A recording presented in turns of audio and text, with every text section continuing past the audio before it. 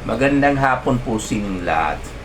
Okay, anyway, pinutol ko po yung video recording earlier kasi pag lumampas na po na sa 12 minutes and 30 seconds yung video natin ay hindi ko na ma-post ito sa Facebook natin. Kaya po, kinut off ko na lang. Kaya ito po yung continuation. Kasi meron pa po akong gustong sasabihin, no? Okay, yung sinabi ko po kanina, yung para sa diabetic polyneuropathy na walang role ang vitamin B complex pero may role ang gabapentin kasi yun po ang piniprescribe natin, no?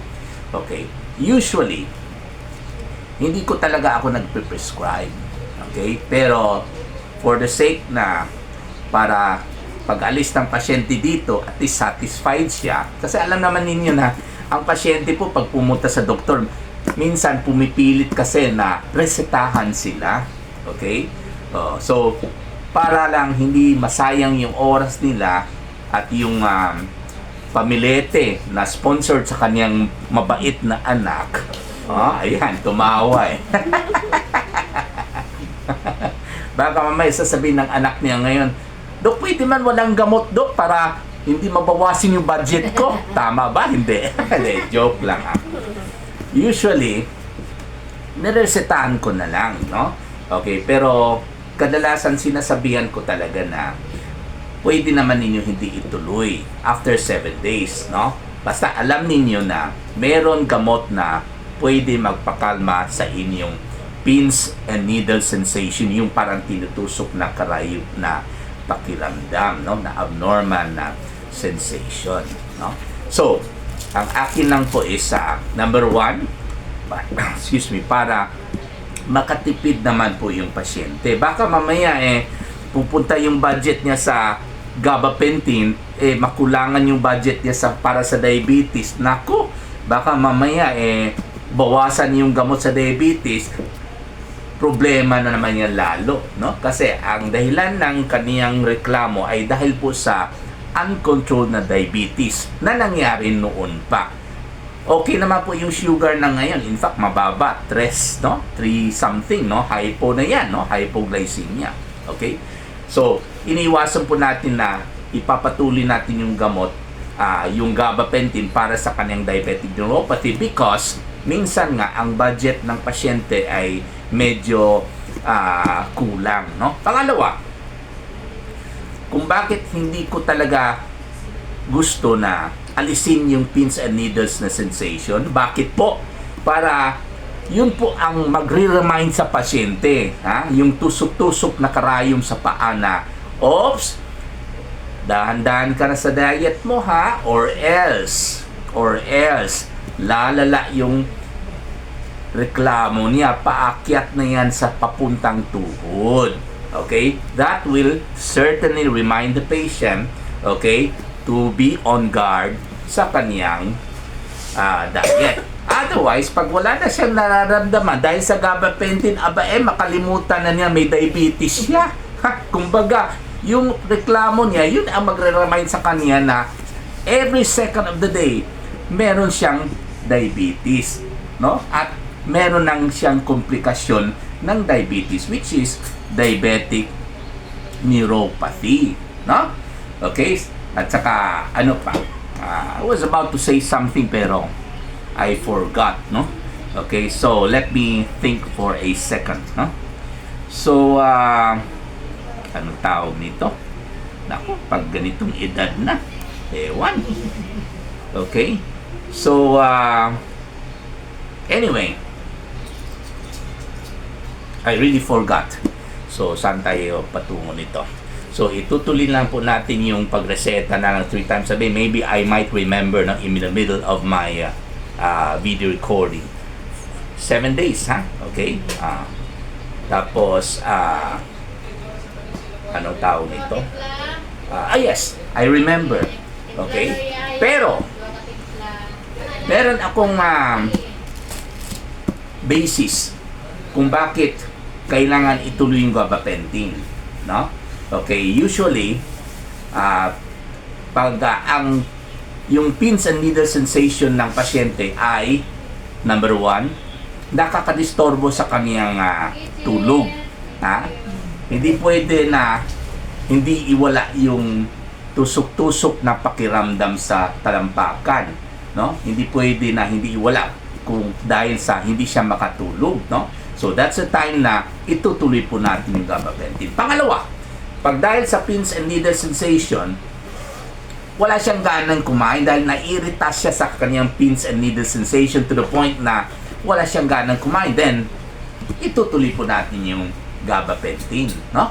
Pangatlo, pag dahil sa pins and needles sensation sa paa niya, para bang hindi siya makakalakad ng maayos, no? So that's the time na itutuloy po natin yung kanyang gabapentin, no? Okay, pero pag makakain siya ng maayos, makatulog siya ng maayos, makakalakad siya ng maayos, kahit nandyan pa rin yung pins and needle sensation o yung parang tinutusok na karayom sa kanyang talampakan, well, pwede na natin hindi ituloy muna yung gabapentin para may constant reminder siya na meron siyang diabetes. Ayun. Ha? Okay, so, anyway, para dagdag na lang po ng knowledge para sa inyo kasi 6 minutes and 17 seconds pa lang ang ating video recording as of now. So, ang bawal talaga sa kanya sa diabetes, kadalasan hindi ako nag-prescribe ng Mrs. isang matchbox ng pork, isang matchbox ng chicken, no? Or dapat 1/2 cup ng rice, blah blah blah blah, no? Hindi ako nag-advise ng ganyan. Ang aking advice will be based on kung anong kinakain niya sa bahay, kung gaano kadami. Well, in general, ang sinasabi ko po, number 1, eat 90% busog. Malapit ng busog, stop na.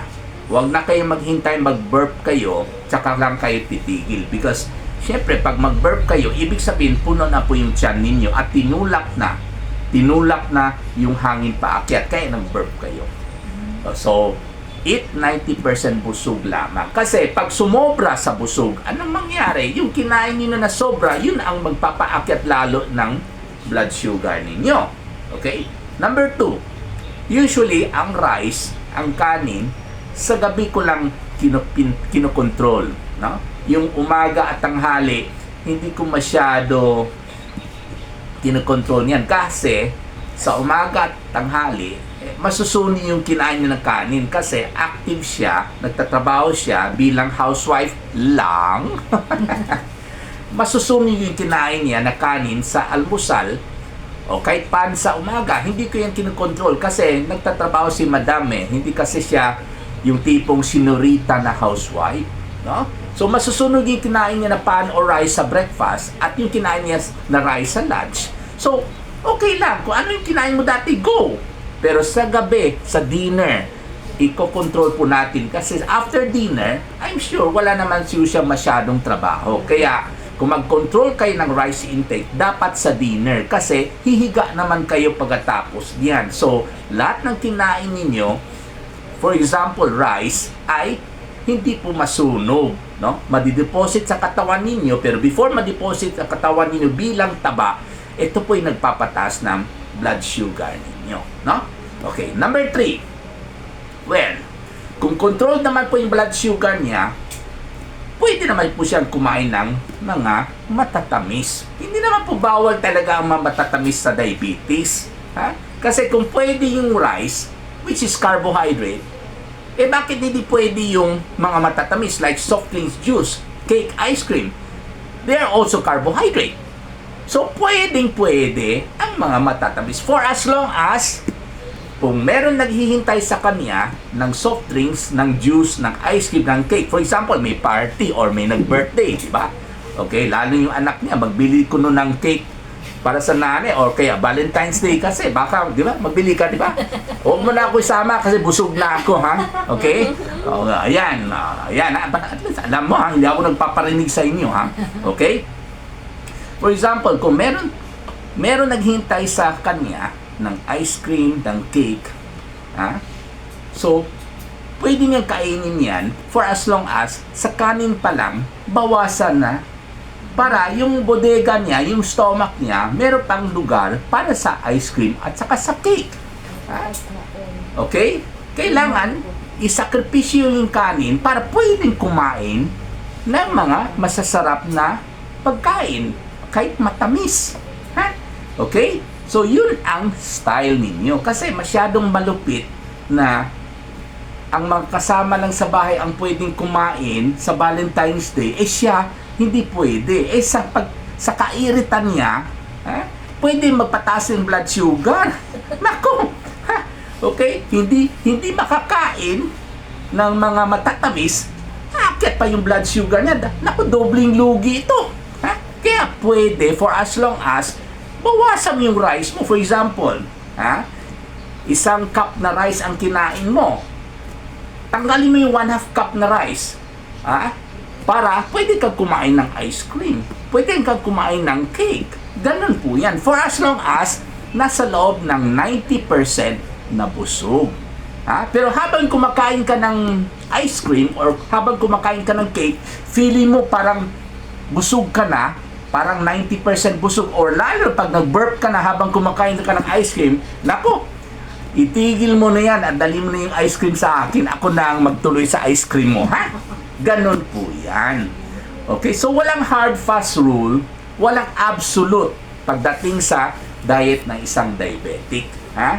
Okay, that is my style, ha? Huwag kayong mag-question sa mga doktor ninyo o sa mga nutritionist ninyo, bakit hindi ganyan si doktor, yung one matchbox ng blah blah blah, 1 cup ng blah blah blah, hindi. No? Huwag kayong mag-question, ha? Kung anong kinain ninyo dati, doon natin ifo-focus, doon natin bawasan yung diet po ninyo, ha? Okay, pero definitely ang alak, ha? Hindi pwede. Kahit red wine, hindi po totoo yan. Labag sa batas ng Diyos po yung alak. Lalo na yung alcohol sa red wine na mataas masyado ang content, mas matindi po yung alcohol kaysa yung carbohydrate sa mga matatamis. Kasi as I've said earlier, ang mga carbohydrates sa mga matatamis ay 4 calories per gramo lamang. Ang alcohol sa red wine ay 7 calories per gramo. Therefore, mas mataas ang blood sugar ninyo, mas mag-akyat ang blood sugar ninyo dahil sa alcohol kaysa yung carbohydrate sa ice cream or sa cake. Ayun. Maraming salamat po.